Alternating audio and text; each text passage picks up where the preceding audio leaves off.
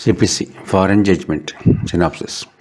General, Foreign Court Definition, Foreign Judgment Definition, Nature and Scope, Object, Illustrations. Jurisdiction of a Foreign Court, Binding Nature of Foreign Judgment Principles, Foreign Judgment when not binding, Circumstances, Section 13.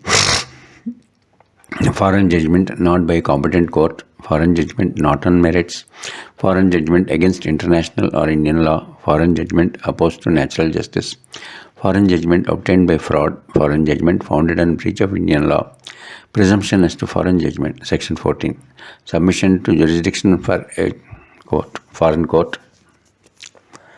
Submission to jurisdiction of foreign court, foreign judgment and res judicata, conclusiveness of foreign judgment, irregularities not affecting foreign judgment, effect of foreign judgment, enforcement of foreign judgment, suit on foreign judgment, execution proceedings, foreign award, execution of foreign judgment.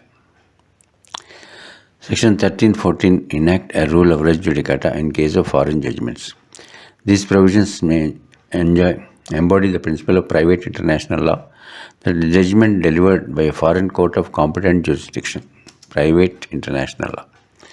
The judgment delivered by a foreign court of competent jurisdiction can be enforced by an Indian court and will operate as res judicata between the parties thereto, except in the cases mentioned in Section 13. Foreign court definition. Foreign court is defined as a court situated outside India, not established or continued by the authority of the central government. Foreign judgment definition. Foreign judgment means a judgment of a foreign court. In other words, a foreign judgment means an adjudication by a foreign court upon a matter before it. Thus, judgments delivered by courts in England, France, Germany, USA are foreign judgments. Nature and scope. Section 13 embodies the principle of res judicata in foreign judgments. This provision embodies the principle of private international law that a judgment delivered by a foreign court of competent jurisdiction can be enforced in India. The section is not confined in its application to plaintiffs. A defendant is equally entitled to consult the plaintiff on the basis of a foreign judgment.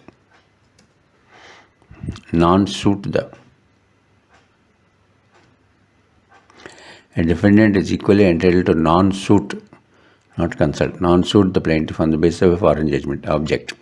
The judgment of a foreign court is enforced on the principle that where a court of competent jurisdiction has adjudicated upon a claim, a legal obligation arises to satisfy that claim. The rules of private international law of each state must in the very nature of things differ but by the Committee of Nations. Certain rules are recognized as common to civilized jurisdictions through part of judicial system of each state. These common rules have been adopted to adjudicate upon disputes involving a foreign element and effectuate judgments of foreign courts in certain matters or as a result of international conventions. Such a recognition is accorded not as an act of courtesy but as a consideration of justice, equity and good conscience. An awareness of foreign law in a parallel jurisdiction would be a useful guideline in determining our notions of justice and public policy.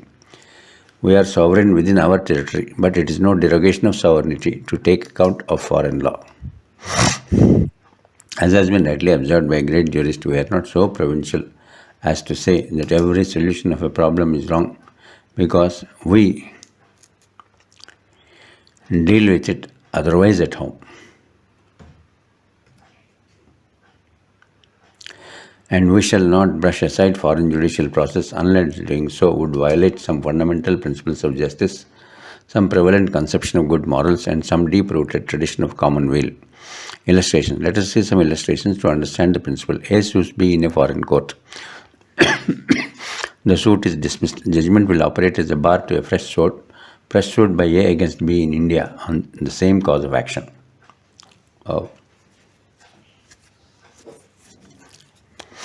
A sues B in a foreign court. The suit is decreed. A then sues B on that judgment in India. B will be precluded from putting in issue the matters which directly or substantially in issue before the foreign court and adjudicated upon by that court.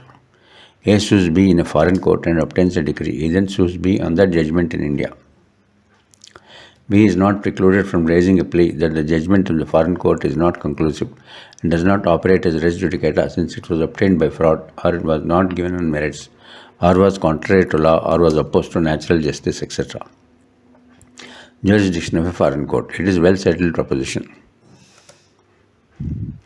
in private international law that unless a foreign court has jurisdiction in international sense, a judgment delivered by that court would not be recognized or enforced in India. But the jurisdiction which is important in such matters is only the competence of the court, that is, territorial competence over the subject matter and over the defendant. Its competence or jurisdiction in any other sense is not regarded as material by the courts in this country. The material date to decide the jurisdiction of the court is the time when the suit is instituted.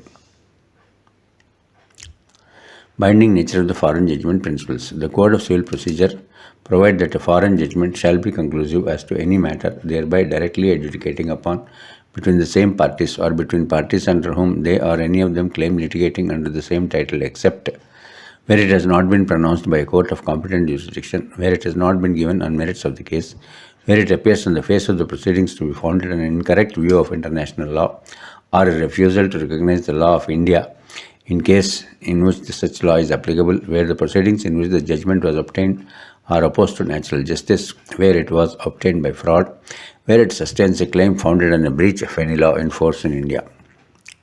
Foreign judgment, when not binding circumstances, Section 13. Under Section 13 of the Code, a foreign judgment is conclusive and will operate as res judicata between the parties thereto, except in cases mentioned therein. In other words, a foreign judgment is not conclusive as to any matter directly adjudicated upon if one of the conditions specified in clauses A to F of Section 13 is satisfied, and it will then be open to a collateral attack.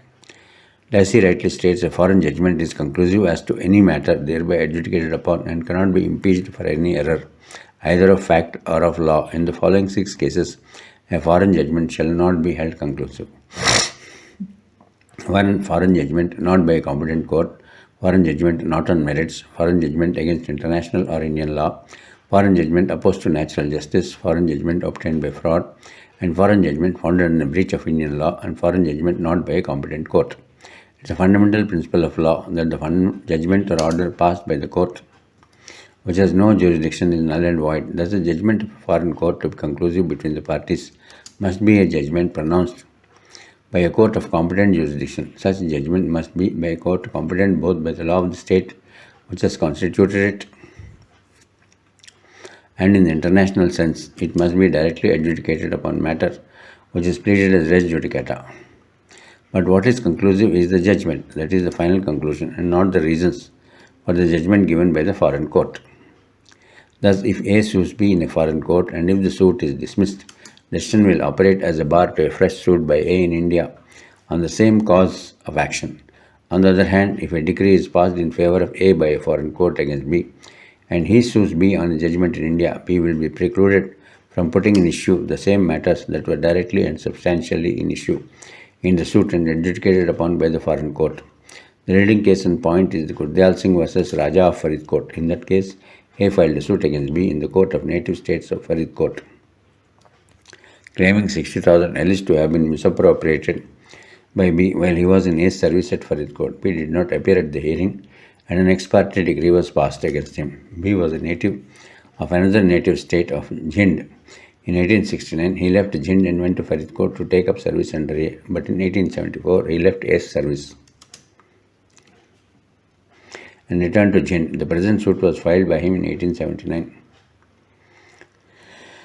when he neither resided at Faridkot nor was he domiciled there. On these facts, on general principles of international law, the Faridkot court had no jurisdiction to entertain a suit against B based on a mere personal claim against him. The decree passed by the Faridkot court in these circumstances was an absolute nullity.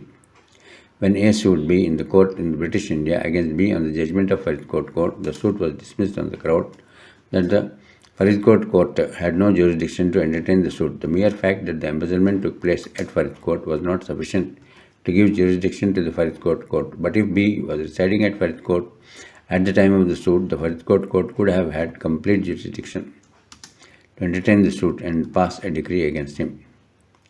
Similarly, a court has no jurisdiction to pass a decree in respect of immovable property situate in a foreign state. A decree passed by a court in Ceylon against native of India in a suit on a contract who was not residing in Ceylon is a nullity and cannot be enforced by an Indian court. Foreign judgments not on merits. In order to operate as res judicata, a foreign judgment must have been given on merits of the case. A judgment is said to have been given on merits when, after taking evidence, after applying his mind regarding the truth or falsity of the plaintiff's case, the judge decides the case one way or the other. Thus, when the suit is dismissed for default of appearance on the plaintiff or for non-production of documents by the plaintiff, was passed even before the written statement was filed by the defendant, or where the decree was passed in consequence of default of defendant in furnishing security, or after refusing leave to defend. Such judgments are not on merits. However, the mere fact of a decree being ex parte will not necessarily justify a finding that it was not on merits. The real test of deciding whether the judgment was been given on merits or not is to see whether it was merely formally passed as a matter of course or by way of penalty for any conduct of the defendant, or is based upon a consideration of the truth or falsity of the plaintiff's claim, notwithstanding the fact that the evidence was laid by him in the absence of the defendant.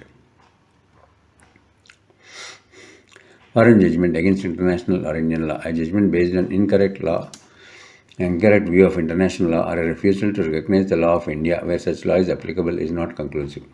But the mistake must be apparent on the face of the proceedings. Thus, whereas in a suit is instituted in England on the basis of a contract made in India, the English court erroneously applied English law. The judgment of the court is covered by this clause, inasmuch as it is a general principle of private international law that rights and liabilities of parties to a contract are governed by the place where the contract is made. Lex loci contractus. When, therefore, a foreign judgment is founded on a jurisdiction or on the ground not recognized by Indian law or international law, it is a judgment which is in defiance of the law. Hence, it is not conclusive of the matters adjudicated therein, and therefore unenforceable in this country. Foreign judgment opposed to natural justice. It is the essence of a judgment of a court, and it must be obtained after due observance of the judicial process. That is, court rendering the judgment must observe the minimum requirements of natural justice. It must be composed of impartial persons, act fairly, without bias, and in good faith.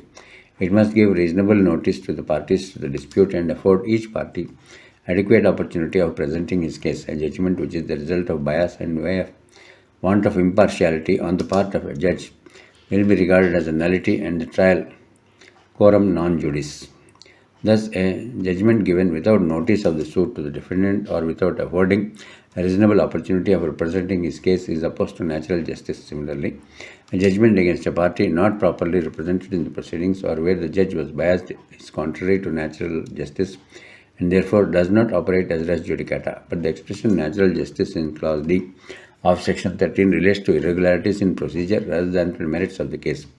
A foreign judgment of a competent court, therefore, is conclusive even if it proceeds on an erroneous view of the evidence or the law, if the minimum requirement of the judicial process are assured. Thus, the correctness of the judgment in law or in evidence is not predicated as a condition for recognition of its conclusiveness by the municipal court. Thus, a foreign judgment is not open to attack on the ground that the law of domicile has not been properly applied in deciding the validity of adoption, or that the court disagrees with the conclusions of the foreign court. If otherwise, the principles of natural justice have been complied with. Foreign judgment obtained by fraud. It is a well-established principle of private international law that if a foreign judgment is obtained by fraud, it will not operate as res judicata. It has been said that fraud and justice never dwell together. Fraus et jus, non quam cohabitant, and fraud and deceit ought to benefit none. Fraus et dolus, nemini patrocinari debent.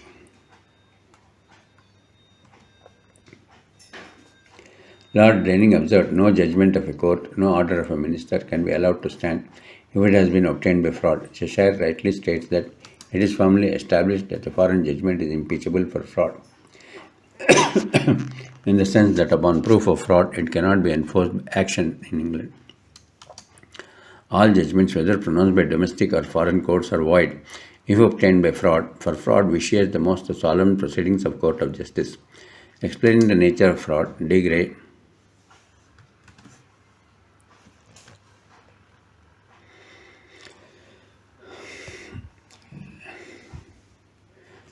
stated that though a judgment would be res judicata and not impeachable from within, it might be impeachable from without. In other words, though it is not permissible to show that the court was mistaken, it might be shown that it was misled. There is an essential distinction between mistake and trickery. The clear implication of the distinction is that an action to set aside a judgment cannot be brought on the ground it has been decided wrongly, namely that on merits the decision was one which should not have been rendered, but it can be set aside if the court was imposed upon or tricked into giving the judgment.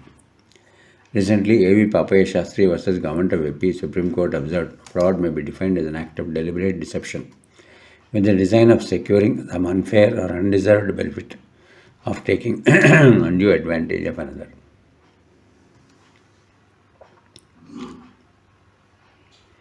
In fraud, one gains at the cost of another. Even most solemn proceedings stand vitiated if they are actuated by fraud. Fraud is thus an extrinsic collateral act which vitiates all judicial acts, whether in rem or in personam. The principle of finality of litigation cannot be stretched to the extent of an absurdity that it can be utilized as an engine of oppression by dishonest and fraudulent litigants. In the leading case of Satya versus Tejasvi, a husband obtained a decree of divorce against his wife from an American court, averring that he was domiciled in America.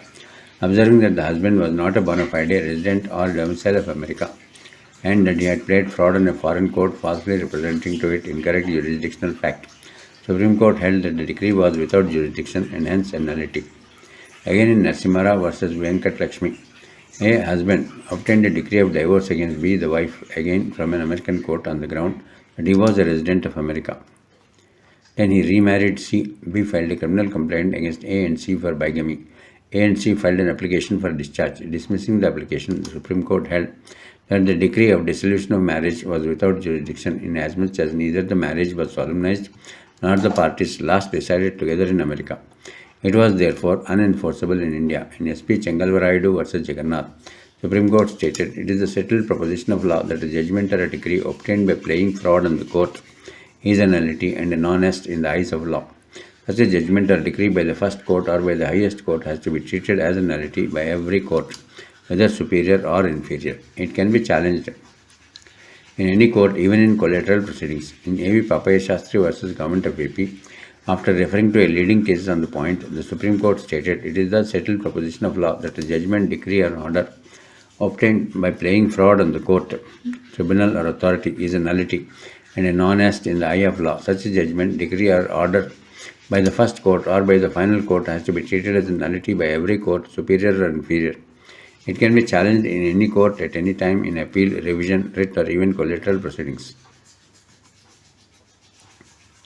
The fraud may be either fraud on the part of the party invalidating a foreign judgment in whose favor the judgment is given, or fraud on the court pronouncing a judgment. Such fraud, however, should not be merely constructive but must be actually fraud consisting of representations designed or intended to mislead. A mere concealment of fact is not sufficient to avoid a foreign judgment. The High Court of Madras has held merely because the plaintiff obtains a decree upon perjured evidence. It cannot be said that the decree has been obtained by fraud. It is submitted that the view expressed by the High Court of Madras appears to be erroneous in view of the above discussion and does not lay down the correct law. Foreign judgment founded on breach of Indian law. Where a foreign judgment is founded on a breach of any law in force in India, it would not be enforced in India. The rules of private international law cannot be adopted mechanically and blindly. Every case which comes before Indian court must be decided in accordance with Indian law. It is implicit that our foreign law must not offend our public policy. Thus, a foreign judgment for a gaming debt or a claim on which is barred under law of limitation in India is not conclusive. Similarly, a decree for a divorce passed by a foreign court cannot be confirmed by an Indian court if under the Indian law the marriage is indissoluble. It is implicit that the foreign law and foreign judgment would not offend our public policy. Presumption as to foreign judgment, Section 14. Section 14 of the Code declares that the court shall presume upon the production of any document purporting to a certified copy of a foreign judgment that such a judgment was pronounced by a court of competent jurisdiction unless the contrary appears on record or is proved. However, if for the admissibility of such copy any further condition is required to be fulfilled,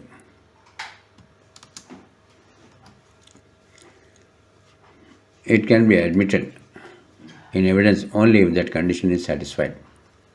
Thus, in Narasimha versus Venkat Lakshmi, Supreme Court held that mere production of a photostat copy of a decree of a foreign court is not sufficient. It is required to be certified by a representative of the central government in America.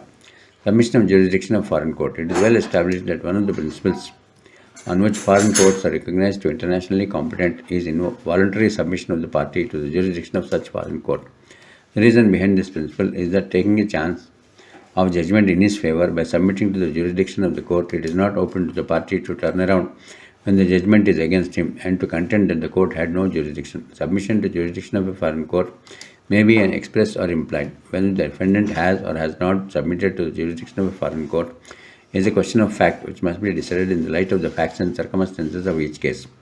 Foreign judgment in res judicata. A foreign judgment is conclusive as to any matter adjudicated upon by a competent foreign court. Section 13 of the Code in essence enacts a rule of res judicata in relation to foreign judgments. Hence, if a foreign judgment is delivered by a court having jurisdiction in the matter, it would operate as res judicata. Conclusiveness of foreign judgment. As stated above, a foreign judgment is conclusive and will operate as res judicata between the parties and privis, though not strangers. It is firmly established that a foreign judgment can be examined from the point of view of competence but not of errors. In considering whether a judgment of a foreign court is conclusive, the courts in India will not require